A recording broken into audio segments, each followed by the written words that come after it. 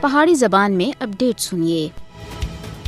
بھارتی حکمرانوں دا دورہ کشمیر کشمیریاں دے واسطے ایک عذاب دے کٹ نہیں ہے۔ امت شاہ دا مقبوضہ کشمیر دا دورہ بھارت دی سنگین انسانی حقوق دی خلاف ورزیاں اور بین الاقوامی قوانین دی خلاف ورزیاں دے اوتے پردہ پانے دے مترادف ہے۔ بھارتی وزیر داخلہ دا کشمیر دا دورہ مقبوضہ علاقے وچ معمول دے غلط احساس کو دنیا دے سامنے پیش کرنا ہے۔ امت شاہ دی مقبوضہ جموں کشمیر وچ موجودگی ہر دیہڑے جبر برداشت کرنے والے کشمیریاں دی توہین ہے۔ اس دورے دا مقصد مقبوضہ جموں کشمیر دے اندر حالات دنیا دے سامنے معمول دے مطابق پیش کرنی ہے۔ امت شاہ دا دورہ مقبوضہ جموں کشمیر وچ RSS تے کشمیر مخالف اور مسلم مخالف ایجنڈے کو اگے بدانے دے واسطے ہے۔ کشمیریاں دے واسطے بھارتی وزیر داخلہ امت شاہ اور دوئے بھارتی حکمران مجرم ہیں جنہاں سن کشمیریاں دا قتل عام کروایا ہے اور کشمیریاں دے حق کو انہاں کولوں کھس کے رکھیا ہوا ہے۔ بھارتی وزیر داخلہ امت شاہ بھارتی فوجیاں دے طرف تے قتل و غارت گری کو اور اگے بڑھانے دے واسطے مقبوضہ جموں کشمیر دے اندر فوجیاں کو حوصلہ افزائی دینے دے واسطے کشمیر دا دورہ کر رہا ہے۔ مقبوضہ جموں کشمیر وچ کیتی جانے والی وحشیانہ فوجی کاروائیاں کو غلط رنگت دیتی جا رہی ہے۔ امت شاہ دا مقبوضہ جموں کشمیر دا دورہ